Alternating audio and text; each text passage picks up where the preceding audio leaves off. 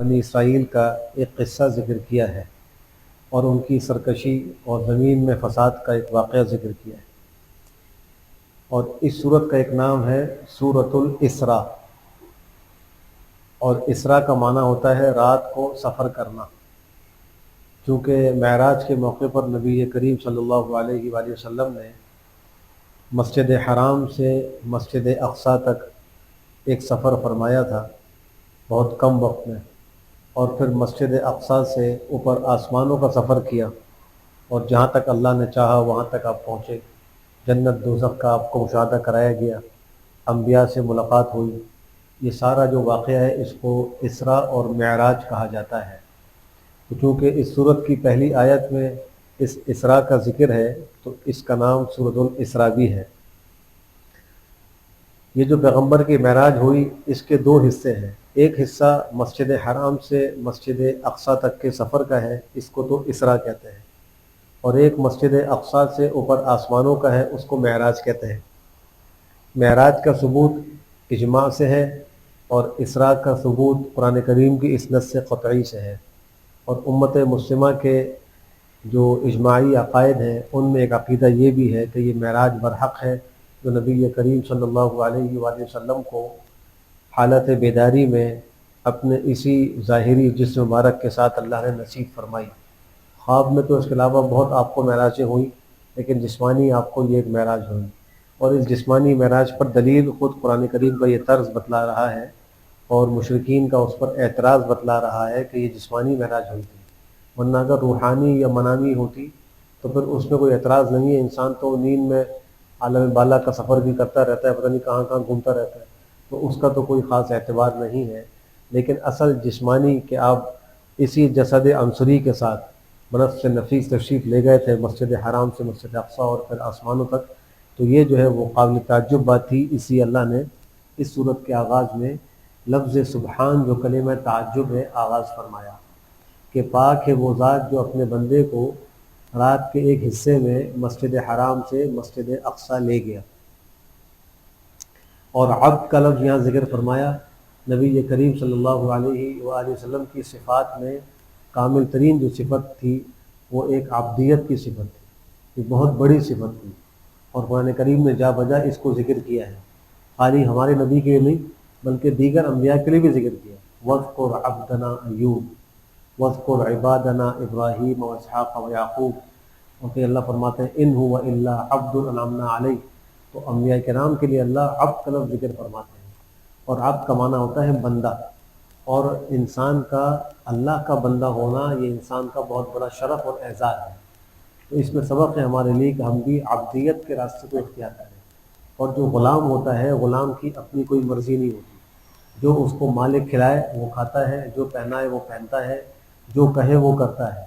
تو ہم بھی اللہ کے غلام اور بندے ہیں، لہٰذا ہمیں جو اللہ کھلائے ہم وہ کھائیں، جو ہمیں اللہ پہنائے وہ پہنیں، جو کہے کرنے کو وہ کریں، جس سے منع کرے اس سے ہم رک جائیں، تو پھر تو یہ کامل بندگی ہے، ورنہ پھر یہ بندگی جو ہے وہ شرمندگی ہے۔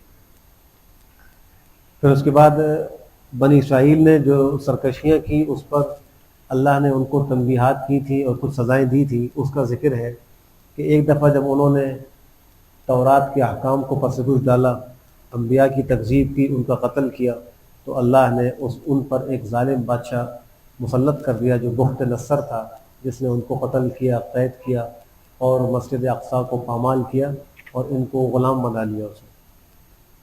پھر کچھ عرصے کے بعد جب یہ صحیح ہو گئے تو ان کے حالات بہتر ہو گئے، لیکن پھر دوبارہ انہوں نے فساد کیا تو اللہ نے ایک اور رومی بادشاہ کو ان کے اوپر مسلط کر دیا، اس کا ذکر بھی اسی صورت میں ہے کہ جب دوسری دفعہ جو ہے وہ یہ سرکشی کی تو ان پر دوبارہ ایک بادشاہ جو ہے ظالم مسلط کیا گیا۔ معلوم یہ ہوا کہ انسان کے اوپر جو ظالم حکمران مسلط ہوتے ہیں وہ اس کے اعمال بد کی وجہ سے ہوتے ہیں، اور آج کل ہوتا یہ ہے کہ انسان صرف حکمرانوں کو گالیاں دے رہا ہوتا ہے اور اپنے اعمال کو ٹھیک کرنے کی فکر ہی نہیں کرتا، حالانکہ اعمالکم عمالکم، تمہارے جو اعمال ہیں وہی تمہارے عمال ہیں، وہی تمہارے بادشاہ اور حکمران ہیں۔ تو اللہ سے دعائیں بھی کرنی چاہیے اور اپنے اعمال کو ٹھیک بھی کرنا چاہیے۔ احادیث کی دعاؤں میں دعا ہے کہ اے اللہ ہم پر ایسے بادشاہ کو مسلط نہ کر جو ہم پر ظلم کرے، اللہم لا تسلط علینا بذنوبنا من لا یخافک ولا یرحمنا، اے اللہ ہمارے گناہوں کی وجہ سے ہم پر ایسے کو مسلط نہ کر جو آپ کا ڈر نہ رکھتا ہو اور ہم پہ رحم نہ کرتا ہو، ایسوں کو ہمارے اوپر مسلط نہ کر۔ لیکن یہ ضروری بات ہے کہ انسان جو ہے وہ اپنے اعمال کو ٹھیک کرے۔ ہارون الرشید سے کسی نے کہا تھا کہ تمہارا جو عدل ہے وہ فاروق اعظم کے عدل کی طرح نہیں ہے، تو اس نے بڑا حکمت بھرا جواب دیا تھا۔ اس نے کہا کہ حضرت عمر فاروق کی جو عوام تھی وہ حضرت ابو ہریرہ تھی، اور جو میری عوام ہے وہ تم ہو۔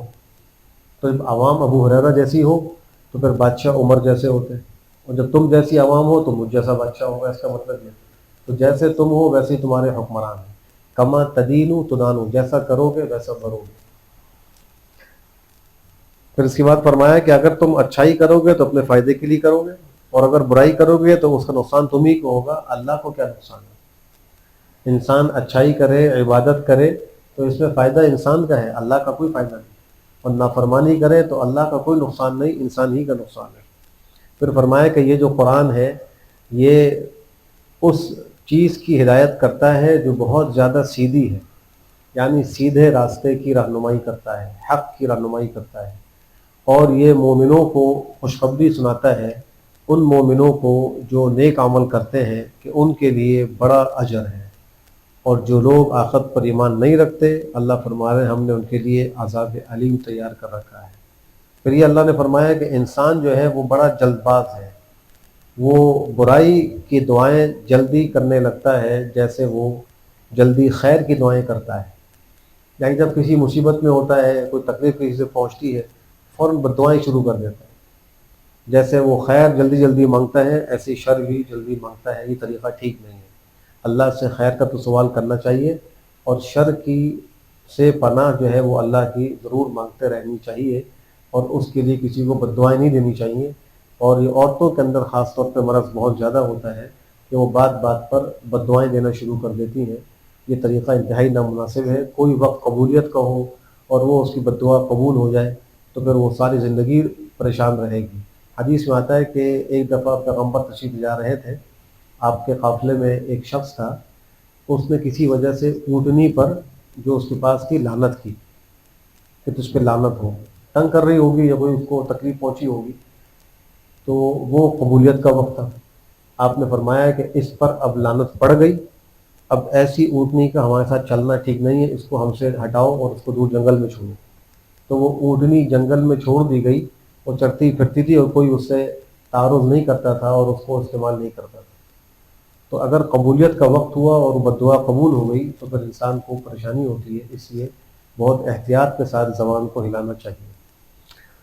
پھر فرمایا کہ ہم نے ہر شخص کے اعمال کو، اس کے نام اعمال کو اس کی گردن میں لٹکا دیا ہے، قیامت کے دن نکالیں گے اور وہ کتاب اس کو کھلی ہوئی ملے گی۔ نام اعمال لپٹا وہ نہیں دیا جائے گا بلکہ کھول کے دیا جائے گا، اور پھر کہا جائے گا کہ اپنے نام اعمال کو خود پڑھو، آج تم اپنا حساب لینے کے لیے خود کافی ہو۔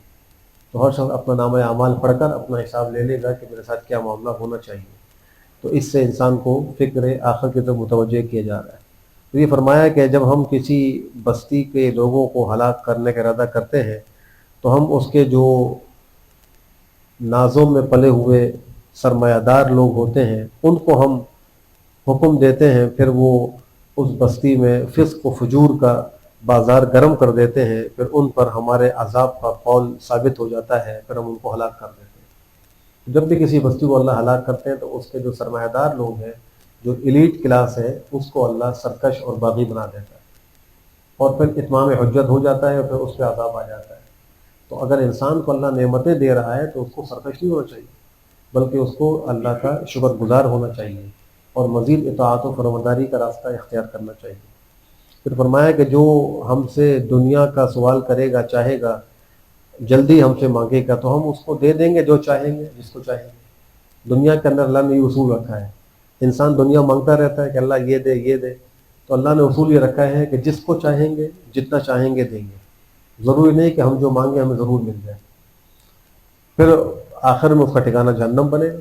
اگر اس نے خالی دنیا ہی کا سوال کیا، آخرت کی کوئی تیاری نہیں کی، اعمال صالحہ نہیں کیے، تو ٹھکانہ جہنم ہے، اس میں ذیل و خوار ہو کر رامہ درگاہ ہو کے داخل ہو جائے گا۔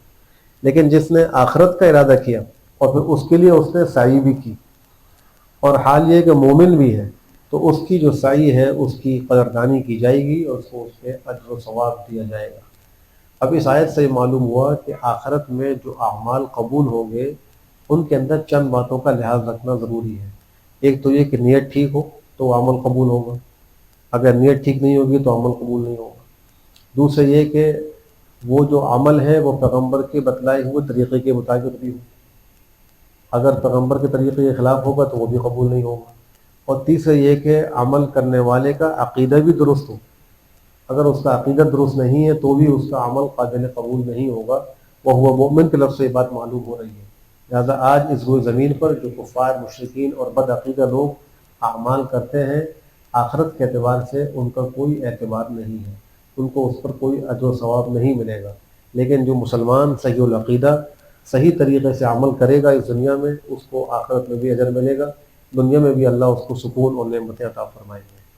اس کے بعد اللہ سبحانہ وتعالیٰ نے چند احکام دیے ہیں، ان احکام میں ایسے احکام کا ذکر ہے جن سے ہماری معاشرت اور ہمارا ماحول ٹھیک ہو سکتا ہے۔ پہلا حکم یہ ہے کہ اللہ کے سوا کسی کی عبادت نہ کرو۔ دوسرا حکم یہ ہے کہ ماں باپ کے ساتھ حسن سلوک کرو۔ اگر اولاد ماں باپ کے ساتھ حسن سلوک نہیں کرے گی، معاشرت خراب ہوگی، اولاد کو دنیا میں بھی نقصان ہوگا اور آخرت میں بھی نقصان ہوگا۔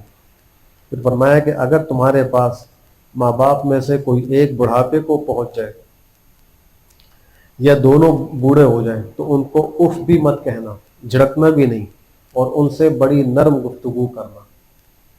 ماں باپ کو اف کہنے سے بھی منع کیا گیا ہے، چاہے جائے کہ ان کو مارنا، یہ گالی دینا یا ان کو بے عزت کرنا، وہ تو بہت دور کی بات ہے۔ جیسے بسا اوقات کوئی آدمی کسی کو کچھ کہتا ہے تو جواب میں کہتا ہے ہوں، یہ ہو جو کرنا ہے یہ بھی اف کی طرح ہے، یا سر ہلا دیتا ہے یا غصے کا اظہار اپنے اشارے اور کنایے سے کرتا ہے۔ ماں باپ کے آگے یہ بھی منع ہے، بڑی نافرمانی ہے۔ اور آج اولاد کا حال یہ ہے کہ وہ اس سے بڑھ کر جواب دے رہی ہوتی اور بدتمیزی کر دیتی ہے، معافی بھی نہیں مانگتی، اور وہ سمجھتی ہے کہ ہم نے کوئی بہت بڑا تیر مارا ہے۔ ایسی اولاد اگر ماں باپ کو راضی نہ کرے تو دنیا ہی میں اس پر وبال پڑتا ہے اور ان کا سکون غارت ہو جاتا ہے، پھر ساری زندگی روتے رہتے۔ پھر فرمایا کہ ان کے آگے مہربانی اور شفقت سے اپنے بازوؤں کو جھکا کے رکھو، یعنی ظاہری ادب بھی بجا لاؤ، دل سے بھی ان کا ادب کرو، اور اس پر اکتفا نہ کرو بلکہ ان کے لیے اللہ سے دعائیں بھی کرو، رب ارحمہما کما ربیانی صغیرا، اللہ ان دونوں پر رحم کر جیسا کہ ان دونوں نے مجھے بچپن میں پالا۔ ماں باپ کے جو خدمت ہے اس کا حق تو اولاد ادا کر ہی نہیں سکتی۔ یہاں یہ بات بھی ملحوظ رہے کہ ماں باپ اپنے بچوں کو تعلیم دیتے ہیں، بچپن سے ان کی تربیت کرتے ہیں اور ان کو اس قابل کرتے ہیں کہ معاشرے میں وہ اچھی زندگی گزار سکیں۔ پھر ماں باپ بوڑھے ہو جاتے ہیں اور بچہ کمانے لگتا ہے اور برسر روزگار ہو جاتا ہے۔ اب وہ بچہ یہ کرتا ہے کہ جب وہ باپ اس سے کوئی مال مانگتا ہے، جیسے کوئی ضرورت ہوتی ہے تو وہ نخرے کرنے شروع کرتا ہے، وہ کہتا ہے کہ یہ کیا طریقہ ہے، آپ خود نہیں کماتے اور مجھ سے مانگتے اور یہ کرتے ہیں، یا مال خرچ کرتے وقت دل تنگ کرتا ہے، تو یہ انتہائی نافرمانی کی بات ہے۔ حدیث شریف کی روح سے بیٹا اور اس کا مال سب یہ باپ کا ہے۔ ایک بیٹے نے اپنے مال کے بارے میں پیغمبر سے پوچھا تھا کہ اس میں میرے باپ کا کتنا حق ہے؟ آپ نے فرمایا انت و مالک لابیک، تو اور تیرا مال سب تیرے باپ کا ہے، تو خود بھی اپنے باپ کا ہے اور تیرا مال بھی تیرے باپ کا ہے۔ تو اولاد اگر ماں باپ کے اوپر خرچ کر رہی ہے تو خوشی سے کرے، دل کی خوشی سے کرے، اور اس کو اپنی سعادت سمجھے، اپنی آخرت کی نجات سمجھے، کوئی احسان نہ سمجھے کہ ہم نے بڑا احسان کیا کہ ماں باپ کو بڑھاپے میں ہم نے کوئی مال دے دیا، کوئی خرچ کر لیا۔ اور جو اولاد ماں باپ پر مال خرچ کرتی ہے اللہ اس کے مال میں برکت بھی بہت دیتے ہیں، اور اس کو اللہ عافیت بھی دیتے ہیں، اس کو صحت بھی دیتے ہیں، دنیا کے فائدے بھی اس کو حاصل ہوتے ہیں، اس لیے کہ جب ماں باپ خوش ہوں گے، دعائیں دیں گے، تو ماں باپ کی دعائیں اولاد کے حق میں ضرور قبول ہوتی۔ پھر فرمایا کہ قرابت داروں کو ان کا حق دو، مسکین کو، مسافر کو ان کا حق دو، اور فضول خرچی نہ کرو۔ اسراف کرنے والے شیطان کے بھائی ہیں اور شیطان پروردگار کا بڑا ناشکرا ہے۔ ایک ہوتا ہے ضرورت کے موقع پر خرچ نہ کرنا، اس سے بخل کہتے ہیں، اور ضرورت سے زائد خرچ کرنا، بلا ضرورت فضول خرچی کرنا، اس کو اسراف کہتے ہیں۔ بخل بھی منع ہے، اسراف بھی منع ہے۔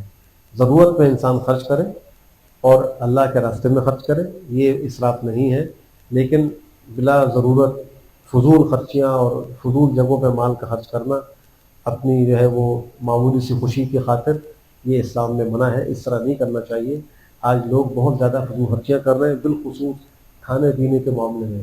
کھانا اتنا ضائع ہوتا ہے اور اتنا زیادہ اللہ کی نعمت کی ناقدری ہو رہی ہے کہ الامان والحافظ۔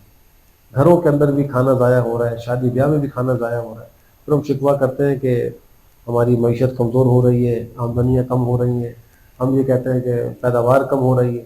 تو جب نعمت کی ناشکری کریں گے تو اس میں اضافہ کیسے ہوگا؟ تو اللہ کے رزق کی قدر کریں، اسراف سے بچیں، بخل سے بچیں۔ پھر پیغمبر کو فرمایا کہ اپنے ہاتھ کو بالکل اپنی گردن سے باندھ کے بھی نہ رکھیں اور مکمل کھول کے بھی نہ رکھیں، یعنی انسان اتنا خرچ کر لے کہ سبھی مال خرچ کر دے، اپنی ضرورت کا بھی نہ رکھے، بعد میں پریشان ہوگا۔ بالکل خرچ نہ کرے تو اجر و ثواب سے محروم ہوگا۔ تو درمیانہ راستہ اختیار کریں، کچھ اپنے لیے پسند انداز بھی کریں اور اپنے جو ہے وہ خرچوں کے لیے پیسے بھی بچا کے رکھے، کوئی حرج کی بات نہیں ہے، اور اللہ کے راستوں میں بھی خرچ کرے، طاعت میں بھی خرچ کرے۔ پھر فرمایا اپنی اولاد کو فقر و فاقے کے ڈر سے مت قتل کرو، ہم ان کو بھی اور تم کو بھی روزی دیتے، رازق تو اللہ ہے۔ بہت سے لوگ اولاد کو قتل کر دیا کرتے تھے فقر و فاقے کے خوف سے، بہت سے لوگ اولاد جو ہے وہ نہیں چاہتے، وہ کہتے ہیں کہ ہم ان کا خرچہ نہیں اٹھا سکتے، اس قسم کی گفتگو کرتے ہیں، یہ غیر اسلامی بات ہے۔ اسلام یہ کہتا ہے کہ جو بھی بشر، کوئی بھی مخلوق اس دنیا میں جب پیدا ہوتی ہے تو اس کی پیدائش سے پہلے ہی اللہ اس کی روزی کا فیصلہ فرماتے ہیں کہ وہ کیا کھائے گا، کتنا کھائے گا، تو رازق تو اللہ ہے۔ پھر فرمایا کہ زنا کے قریب مت جاؤ، وہ بہت ہی بے حیائی کا کام ہے، بہت برا طریقہ ہے، اور جس کو قتل کرنا اللہ نے حرام کیا ہے اس کو مت قتل کرو۔ جو مظلوماً قتل ہو گیا تو ہم نے اس کے ولی اور سرپرست کے لیے ایک دلیل مقرر کی ہے، بس وہ بھی قتل میں حد سے تجاوز نہ کرے، اس کی مدد کی جائے گی۔ یعنی ولی مقتول کو قاتل سے قصاص لینے کا حق ہے کہ وہ قاضی کے پاس عدالت میں چارہ جوئی کر کے اپنے مقتول کے قاتل کو کیفر کردار تک پہنچائے، تو اس کو حق دیا ہے، لیکن اس پہ زیادتی نہ کرے اور اس کے قتل میں حد سے تجاوز نہ کرے۔ ابھی پچھلے دنوں ایک واقعہ مجھے معلوم ہوا کہ ایک قاتل عدالت میں پیش ہوا تو مقتول کا جو ولی تھا اس نے عدالت میں جج کے سامنے اس قاتل کو گولی مار کے قتل کر دی، حالانکہ اس کو اس کا کوئی حق نہیں تھا۔ اس کا کام نہیں تھا کہ وہ مقدمہ درج کرا دے اور عدالت سے رجوع کر لے، عدالت اس کو فیصلہ کرے گی اور اس کے لیے جو ہے جو بھی سزا ہے وہ جاری کرے گی۔ اس نے قانون کو اپنے ہاتھ میں لیا، اپنے انتقام کی آگ کو اجارنے کے لیے گناہ کبیرہ کا ارتکاب کیا۔ اس کی اسلام بالکل اجازت نہیں دیتا۔ ہم اپنے ہاتھ سے کسی پر نہ حد جاری کر سکتے ہیں، نہ قصاص میں اس کو قتل کر سکتے ہیں۔ یہ شریعت اسلامیہ کی ذمہ داری ہے، قاضی اور حاکم کا یہ اختیار ہے کہ وہ تحقیق کر کے سزاؤں کو جاری کرے۔ ہمارا کام اتنا ہے کہ ہم عدالت تک اپنے مقدمے کو لے جائیں، ان کو پہنچائیں۔ باقی اگر عدالت اس کو انصاف فراہم نہیں کرتی تو ایسے قاضی کل اللہ کے یہاں جواب دہ ہوں گے، کہ جو قضات ہیں ان کی بڑی ذمہ داری ہے، ججوں کی بڑی ذمہ داری ہے، وہ ان کو چاہیے کہ انصاف کا معیار سامنے رکھیں۔ اس دنیا میں تو جیسے تیسے وقت گزار لیں گے، اللہ کی ایک عدالت موجود ہے، وہاں سے ضرور انصاف ہوگا، وہاں کوئی زیادتی نہیں ہوگی۔ اگر اس دنیا میں زیادتی کی ہے تو اس کو بھگتنا ہوگا۔ اور عام طور پہ اس قسم کے مقدمات میں بندوں کے حق متعلق ہوتے ہیں اور یہ بڑا حساس معاملہ ہے۔ انسان اللہ کے حقوق کی کوتاہی کرے تو اللہ کی ذات سے امید اللہ معاف کر دیں گے، تو توبہ کر لے معاف ہو جائے گا، یا اس کی قضا کر لے معاف ہو جائے گا۔ لیکن بندے کا حق اگر مارا ہے اور اس میں اس بندے سے معاف نہیں کرایا، یہ حق ادا نہیں کیا، تو اس کی توبہ نہیں ہے۔ پھر اس کے بعد اس صورت میں اس بات کا بھی ذکر ہے کہ فرشتوں کو اللہ نے حضرت آدم کے سجدے کا حکم دیا تھا، ابلیس کے سوا سب نے سجدہ کیا، اور ابلیس نے کہا تھا کہ جس کو اے اللہ آپ نے مٹی سے پیدا کیا اس کو میں سجدہ کروں۔ یہ اس نے مناظرہ کیا، تکبر کیا اللہ کا، کہ میں تو آگ سے پیدا ہوا ہوں اور آپ نے جس کو مٹی سے پیدا کیا ہے میں اس کو کیسے سجدہ کروں؟ تو اللہ نے پھر اس کو راندہ درگاہ کر دیا اور پھر یہ کہا کہ تو یہاں سے نکل جا، جو تیری بات مانے گا، تیری پیروی کرے گا، جہنم اس کی پوری پوری جزا ہے۔ اور پھر کہا کہ تو ان بنی آدم پر اپنا پورا زور لگا لے، چیخ کر، چلا کر، وسوسے ڈال کر، ان کو ان کے سامنے برے اعمال کو مزین کر کے اور ان کے اموال و اولاد میں تو شریک ہو کر ان سے وعدے کر کے جتنا زور لگتا ہے وہ کر لے، میرے جو بندے ہیں ان پر تیرا کوئی زور نہیں چلے گا۔ جو اللہ کے نیک بندے ہیں اللہ نے فرمایا کہ شیطان کا ان پر کوئی زور نہیں چلے گا۔ تو شیطان اپنی پوری طاقت لگاتا ہے اور پوری کوشش کرتا ہے کہ میں کسی بھی طریقے سے انسان کو راہ حق سے ہٹاؤں، اللہ کا نافرمان بناؤں۔ پھر فرمایا کہ جب تم کو کوئی تکلیف پہنچتی ہے سمندر میں تو جن بتوں کو تم پکارتے ہو وہ تم سے غائب ہو جاتے، ایک اللہ ہی ہوتا ہے، تم اللہ ہی کو پکارنے لگتے ہو۔ پھر جب اللہ تم کو بچاتا ہے تو تم خشکی میں آ کر اللہ سے اعراض کرنے لگتے ہو۔ انسان تو بڑا ہی ناشکرا ہے، بڑا ہی نافرمان ہے۔ پھر فرمایا کہ تم اس بات سے معمول ہو گئے کہ اللہ تم کو خشکی کی جانب میں دھسا دے، یا تم پر اللہ کنکروں کی بارش بھیج دے، یا تم کو اللہ دوبارہ سمندر میں لوٹائے اور پھر تم پر تیز و تند موجوں کو بھیج دے، ہوا کو بھیج دے، پھر تم کو اللہ غرق کر دے تمہارے کفر کی وجہ سے، تم اس پر کوئی اللہ کا مطالبہ کرنے والا بھی نہ ہو تو تمہارا کیا حال ہوگا؟ اللہ تو قدر مطلب اگر آج تم بچ گئے تو کل نہیں بچ سکتے۔ تو یہ مت سمجھو کہ ہم جو ہے وہ اگر ابھی عذاب سے بچ گئے تو آئندہ عذاب میں نہیں پکڑے جائیں گے۔ اللہ ہر وقت قادر ہے تم کو عذاب میں پکڑ سکتا ہے۔ یہ بھی فرمایا کہ ہم نے بنی آدم کو اعزاز بخشا، ہم نے ان کو سمندر و خشکی کے اندر سب پر فوقیت عطا فرمائی، ان کو ایک فضیلت دی اور ایک جو رتبہ ان کا بڑھایا، اور اپنی مخلوق میں بہت سو پر ہم نے ان کو فضیلت دی ہے۔ تو انسان کو اپنا یہ مقام بھی سمجھنا چاہیے کہ وہ اشرف المخلوقات ہے، لہذا وہ اسی وقار کے ساتھ زندگی گزارے جس طرح اللہ چاہتے ہیں۔ پھر فرمایا کہ ہم ہر شخص کو اس کے نامہ اعمال کے ساتھ قیامت میں بلائیں گے۔ جو شخص بھی آئے گا نامہ اعمال کے ساتھ آئے گا، جس کو سیدھے ہاتھ میں نامہ اعمال دیا جائے گا تو وہ اپنا نامہ اعمال پڑھتا ہوگا اور اس پر دھاگے کے برابر بھی زیادتی نہیں ہوگی، اور جو اس دنیا میں حق سے اندھا بنا رہا تو وہ آخرت میں بھی اندھا ہوگا اور بہت زیادہ راستے سے دور ہوگا۔ پھر چونکہ یہ صورت مکی صورت ہے اور اس کے اندر مشرکین کے جو اعتراضات ہیں ان کے جوابات کا تذکرہ بھی ہے، تو ہجرت سے پہلے یہ صورت نازل ہوئی تھی۔ ہجرت کی تیاری کے لیے نماز قائم کرنے کا حکم بھی دیا گیا ہے۔ آیت نمبر 78 میں خاص طور پر 5 نمازوں کا تذکرہ موجود ہے، اور رات کے وقت تہجد کا بھی پیغمبر کو حکم ہوا ہے کہ آپ تہجد بھی پڑھا کریں۔ تہجد ایک نفل نماز ہے اور بہت ثواب کی نماز ہے، اس کا اہتمام کرنا چاہیے۔ بہت سے لوگ اس کا اہتمام نہیں کرتے۔ رمضان المبارک میں کچھ کوشش کر کے عادت بنا لینی چاہیے اور پورا سال اس کا اہتمام کرنا چاہیے۔ کچھ ایسے بھی لوگ ہیں جو سال سال سے تہجد کی پابندی کر رہے ہیں، اللہ ان کو استقامت نصیب فرمائے، اور کچھ بالکل نہیں پڑھتے۔ تو تہجد یہ امت کے جتنے بھی صلحاء گزرے ہیں ان سب کا معمول رہا ہے۔ یہ صبح کا وقت بڑا قیمتی وقت ہوتا ہے، اس میں اٹھ کر اللہ سے مناجات کرنا، گڑ گڑانا، دعائیں کرنا، یہ اللہ کو بہت پسند ہے۔ حدیث شریف کی روح سے اللہ آسمان دنیا پر نزول فرماتے ہیں اپنی شان کے مطابق، جب رات کا آخری تہائی حصہ باقی رہ جاتا ہے اس وقت آسمان دنیا پر اللہ تشریف لاتے ہیں، نزول فرماتے ہیں اور اعلان کراتے ہیں کون ہے جو استغفار کر رہا ہے کہ میں اس کو معاف کروں، کون ہے جو مجھ سے دعائیں مانگ رہا ہے میں اس کی دعائیں قبول کروں، کون مجھ سے روزی مانگتا ہے اس کو روزی دوں۔ یہ اعلانات ہو رہے ہوتے ہیں اور اس وقت بندہ غافل سو رہا ہوتا ہے، تو یہ بڑی محرومی کی بات ہے۔ پھر آخر صورت بنی اسرائیل میں حضرت موسیٰ علیہ السلام کی 9 نشانیوں کا تذکرہ ہے اور ان کے فرعون کے ساتھ ایک مکالمے کا ذکر ہے۔ فرعون نے ان کو کہا تھا جب وہ نشانیاں لے کر اس کے پاس آئے تھے کہ اے موسیٰ تم کو تو میں جادو زدہ شخص خیال کرتا ہوں، تم کو تو جادو ہو گیا۔ تو حضرت موسیٰ نے فرمایا کہ تم جانتے ہو یہ جو کچھ بھی نشانیاں ہیں ان کو آسمان و زمین کے پروردگار نے عبرت کے لیے نازل کیا ہے، تم جانتے ہو۔ فرعون جانتا تھا لیکن مانتا نہیں تھا، اور میں تم کو ہلاک ہونے والا خیال کر رہا ہوں، میں خیال کر رہا ہوں تم ابھی ہلاک کیے جاؤ گے، لیکن وہ اپنی ہردندی پر قائم رہا، بالآخر وہ غرق ہوا۔ اور صورت کے آخر میں دعا کے آداب ذکر کیے گئے ہیں کہ اللہ کو چیخ چیخ کے مت پکارو بلکہ درمیانی آواز سے اللہ سے دعائیں مانگو، اللہ کہہ کر پکارو، رحمان کہہ کر پکارو، دونوں ہی اللہ کے نام ہیں، جس طرح بھی تم چاہو اللہ کے اسماء الحسنی ہیں، ان کے ذریعے اللہ سے دعائیں مانگی جا سکتی ہیں۔ نمازوں کے بعد دعا بھی ثابت ہے، فرض نماز کے بعد دعا کی قبولیت کا وقت ہے، لیکن اونچی آواز سے دعا کرنا پسندیدہ نہیں ہے، آہستہ آہستہ دعائیں کرنی چاہیے، ہر ایک اپنی اپنی دعا کرے۔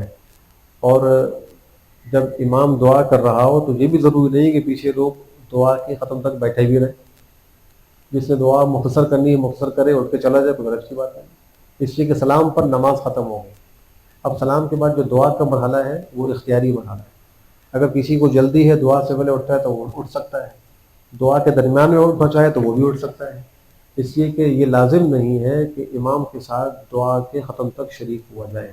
کچھ لوگ یہ سمجھتے ہیں کہ جب امام نے دعا شروع کی ہے جب تک وہ ختم نہیں کرے گا ہم بھی دعا ختم نہیں کر سکتے, تو ایسا کوئی مسئلہ نہیں ہے. تو سورہ کہف ہے, مکی صورت ہے. بنی یہ مشرکین نے یہود سے چند سوال سیکھ لیے تھے, کیونکہ مشرکین یہود کو عالم سمجھا کرتے تھے.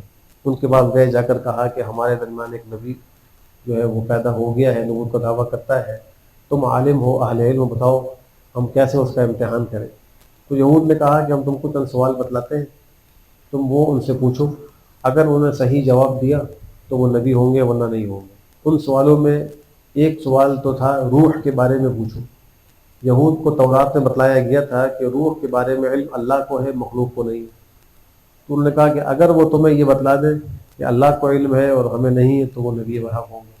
بنی اسرائیل میں اس کا تذکرہ آیا ہے کہ وَيَسْأَلُونَكَ عَنِ الرُّوحِ قُلِ الرُّوحُ مِنْ أَمْرِ رَبِّي, آپ کہہ دیجئے کہ روح جو ہے میرے پروردگار کے امر سے ہے, اور تمہیں بہت تھوڑا علم دیا گیا ہے, تمہارا علم جو ہے وہ اس کو سہار نہیں سکتا.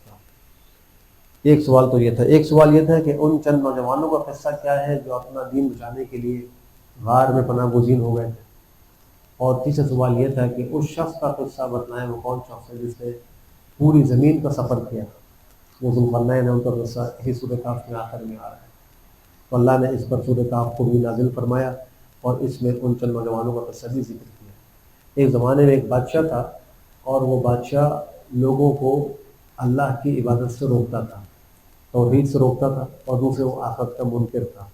اور وہ ساری اپنی مملکت میں پھرتا تھا اور سب لوگوں سے ان کا عقیدہ معلوم کرتا تھا, اور اس کا یہ عقیدہ ہوتا تو اس کو وہ تنگ کرتا تھا اور لوگوں کو صحیح عقیدے سے روکتا تھا. یہ چند نوجوان تھے, جب انہوں نے دیکھا کہ بادشاہ ہمیں سے تنگ کر رہا ہے تو وہ سب اکٹھے ہوئے اور جا کر انہوں نے ایک غار میں پناہ لے لی کہ ہم جو ہے وہ اپنا عقیدہ تبدیل نہیں کریں گے, اور بادشاہ سے بچنے کے لیے وہ پناہ گزین ہو گئے. اللہ نے ان پر نیند مسلط کر دی اور وہ 309 سال تک وہاں سوتے رہے. چونکہ اس زمانے کے لوگ آخرت کے منکر تھے, یعنی بعث بعد الموت کے منکر تھے, تو اللہ نے ان نوجوانوں کے ذریعے سے بعث بعد الموت پر ایک دلیل قائم فرمائی کہ 309 سال سونے کے بعد بھی دوبارہ بیدار ہو گئے. اور اللہ نے ان 309 سالوں میں ان کو صحیح سالم بھی رکھا, نہ ان کا جسم خراب ہوا, اور لوگوں سے بھی ان کو محفوظ رکھا. اس جگہ پر اللہ نے ایک ہیبت طاری کر دی, ایک روب ڈال دیا, کوئی وہاں قریب نہیں جاتا تھا. ان کا کتا غار کے منہ کے باہر وہ بھی بیٹھا رہا جیسے کوئی محافظ اور نگران بیٹھا ہوتا ہے. تو یہ اللہ کی قدرت کی شانی تھی. بال جب یہ بیدار ہوئے تو زمانے کا جو بادشاہ تھا وہ نیک دل تھا, اور وہ پرانے زمانے کا سکہ لے کر آئے, تو اس طرح وہ بات کھلی, اور پھر وہ بادشاہ نے ان کا بڑا اکرام کیا. اور جب اس زمانے میں جو ایک مناظرہ ہو رہا تھا لوگوں کے آپس میں, اس کا بھی جواب ہو گیا کہ آخرت حق ہے, دوبارہ جی اٹھنا برحق ہے.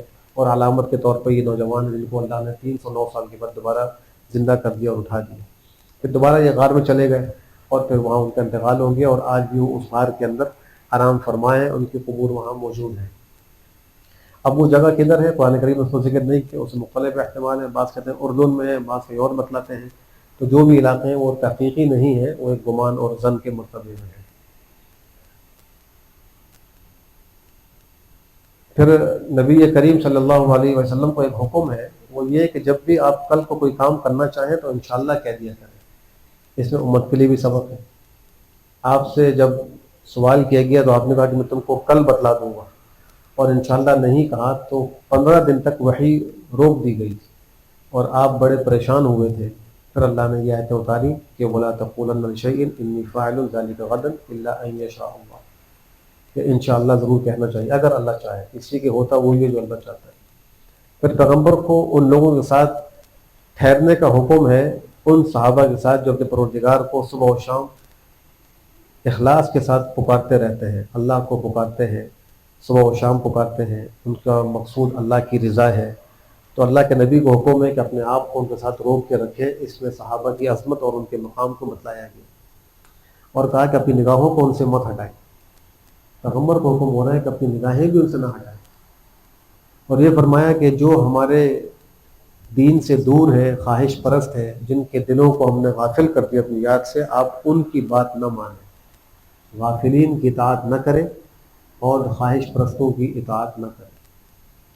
اور پھر جو لوگ کفر کریں گے ان کے لیے کوئی سزاؤں کا ذکر ہے کہ اللہ نے ظالموں کے لیے جہنم کی آگ تیار کر رکھی ہے۔ اور اہل ایمان کا بھی تذکرہ موجود ہے کہ اللہ ان کے اعمال کو ضائع نہیں کریں گے، ان کے لیے جنت کے باغات ہیں اور ان کے لیے عمدہ عمدہ لباس ہے۔ پھر دو بھائیوں کا قصہ ذکر ہوا ہے، دو بھائی تھے، دونوں کے پاس باغات تھے، ان میں سے ایک کے دو باغ تھے اور انگور کے باغ تھے اور بڑے گھنے باغ تھے، اور اس باغ کے ارد گرد جو ہے وہ کھجور کے درخت تھے، درمیان میں کھیتی بھی تھی اور وہ پھل بھی خوب لے کر آتے تھے، نہر بھی موجود تھی۔ تو اس کا اپنے بھائی سے مکالمہ ہوا، اس نے بھائی کو کہا، لیکن اس کے اندر خرابی یہ تھی کہ یہ آخرت کا منکر تھا، متکبر تھا اور اللہ کی نافرمانیاں کیا کرتا تھا، مال بھی زیادہ تھا لیکن ساری بری عادتیں بھی جمع تھیں۔ تو اس نے کہا کہ میں تم سے مال کے اعتبار سے اور تعداد خاندان کے اعتبار سے زیادہ ہوں۔ تو جو چھوٹا بھائی تھا، دوسرا بھائی تھا، جس کے بعد اتنی فرمانی نہیں تھی لیکن وہ صحیح العقیدہ تھا، وہ اس کو سمجھاتا تھا تکبر نہ کرو، عقیدہ ٹھیک کرو اور تم جو ہے وہ اللہ کی نافرمانی مت کرو۔ تو اس کو کہتا تھا کہ تم جو ہے وہ اپنے باغ میں جب آتے ہو تو تم اللہ کا شکر ادا کیا کرو۔ تو وہ کہتا کہ میرا تو خیال نہیں ہے کہ قیامت قائم ہوگی اور یہ باغ کبھی میرا ہلاک ہوگا، ہمیشہ رہے گا اور قیامت بھی قائم نہیں ہوگی، اور اگر میں اللہ کے پاس لوٹا دیا گیا تو بھی میں اس سے بہتر پاؤں گا۔ تو بڑا وہ گمان رکھا کرتا تھا۔ تو اس کے بھائی نے اس سے کہا کہ تم اپنے خالق کے ساتھ کفر کرتے ہو، جسے تم کو مٹی سے بنایا، نطفے سے پیدا کیا، تم کو صحیح سالم آدمی بنا دیا، لیکن وہ اللہ میرا رب ہے، میں تو اپنے رب کا کسی کو شریک نہیں کرتا۔ اور کہا تم کیوں نہ جب اپنے باغ میں داخل ہوئے تم نے کہا ماشاء اللہ لا قوت الا باللہ، تو اپنے باغ میں جا کر اس کو دیکھ کر کہتے ہیں ماشاء اللہ لا قوت الا باللہ۔ ہر اچھی چیز کو دیکھتے وقت کلمہ پڑھنا چاہیے، اس صورت میں وہ چیز نظر بد سے محفوظ ہو جاتی ہے۔ مثلا آپ گھر میں گئے، بچہ آپ کو اچھا لگا، کہے ماشاء اللہ لا قوت الا باللہ۔ آپ کو اپنی کوئی چیز، گاڑی اچھی لگی، گھر اچھا لگا، کوئی تجارت، دفتر، کوئی چیز اچھی لگی تو اس کو ماشاءاللہ کہہ دینا چاہیے، اس پر پھر نظر نہیں لگتی۔ تو یہ بات اس نے کہی، جواب میں جب اس نے اپنی اصلاح نہیں کی تو اس نے کہا کہ ممکن ہے کہ پروردگار تمہارے باغ میں سے جو جن پہ تم کو بڑا گھمنڈ ہے ان کو اللہ تیز ہوا بھیج کر ہلاک کر دے، یا اس کے پانی کو خشک کر دے، تم اس کا پانی بھی نہیں نکال سکو گے، اور تمہارا جو پھل سارا یہ باغ ہے یہ ہلاک و برباد ہو جائے۔ اور ایسا ہی ہوا۔ تو صبح کے وقت وہ ہتھیلیاں ملنے لگا اور اس کا باغ جو ہے وہ گر چکا تھا، اور وہ کہنے لگا ہائے کاش میں اپنے پروردگار کے ساتھ کسی کو شریک نہ کرتا۔ اس کا نہ کنبہ اس کے کام آیا، نہ اس کی جماعت اس کے کام آئی۔ اس واقعے کو ذکر کر کے یہ سبق دیا گیا ہے کہ انسان دنیا کے اندر رہ کر، دنیاوی اسباب میں رہ کر اللہ کا باغی نہ بنے، ورنہ اللہ قادر ہے اس کے اسباب کو ہلاک و برباد کر دے اور پھر اس کے ہاتھ میں کچھ نہ رہے۔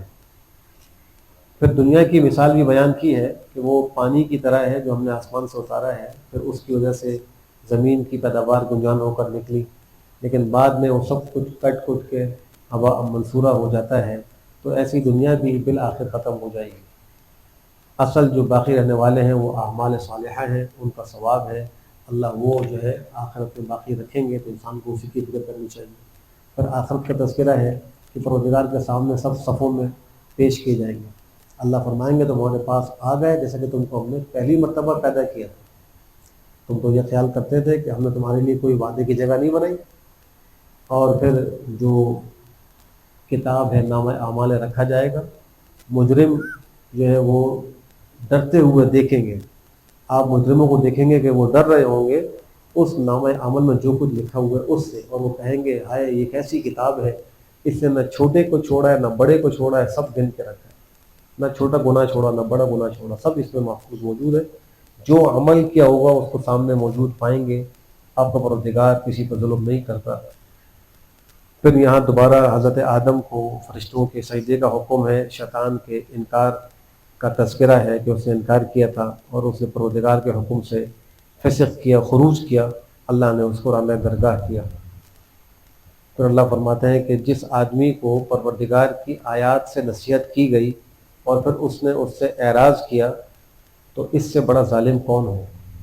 اللہ کی آیات کی نصیحت کے آگے اعراض کرنا بڑا ظلم ہے، اس سے بڑا کوئی ظالم نہیں ہے۔ ہم نے ان کے دلوں کے اوپر پردے ڈال دیے ہیں، اس حق کو سمجھنے سے کانوں پر بوجھ ڈال دیے، پھر اللہ توفیق سلب کر لیتے ہیں، پھر دل پر پردے آ جاتے ہیں، کانوں کے اوپر بوجھ آ جاتا ہے، اب وہ نہ سن رہا ہوتا ہے نہ دیکھ رہا ہوتا ہے اور توفیق سلب ہو جاتی ہے۔ اس وقت سے ڈرنا چاہیے۔ اللہ ہم سب کو بہتر عمل کی توفیق نصیب فرمائے۔ الحمد للہ رب العالمین والعاقبۃ للمتقین والصلاۃ والسلام علی خیر خلقہ محمد وعلی آلہ وصحبہ اجمعین۔ ربنا آتنا فی الدنیا حسنۃ وفی الآخرۃ حسنۃ وقنا عذاب النار۔ اے اللہ ہمارے صغائر و کبائر کو معاف فرما۔ اے اللہ ہم سب کو شریعت و سنت کے مطابق زندگی گزارنے کی توفیق نصیب فرما۔ نبی کریم صلی اللہ علیہ وآلہ وسلم کی ایک ایک سنت پر عمل کرنے کی توفیق نصیب فرما۔ اے اللہ ہمارے بیماروں کو شفا صحت عافیت نصیب فرما۔ اے اللہ ہمارے غرقین کی کامل مغفرت فرما۔ اے اللہ ہم سب کو آخرت کی تیاری کی توفیق نصیب فرما۔ اے اللہ جن لوگوں نے دعاؤں کے لیے کہا ہے سب کی جائز حاجات کو غیر سے پورا فرما، سب کی مشکلات کو حل فرما، سب کو نیک مقاصد میں کامیاب فرما۔ اے اللہ جو مانگا ہے وہ بھی عطا فرما، جو نہیں مانگا مانگنا چاہیے تھا بے مانگے ہم سب کو نصیب فرما۔ سبحان ربک رب العزت عما یصفون وسلام علی المرسلین والحمد للہ رب العالمین وصلی اللہ وسلم علی خیر خلقہ محمد وعلی آلہ وصحبہ اجمعین برحمتک یا ارحم الراحمین۔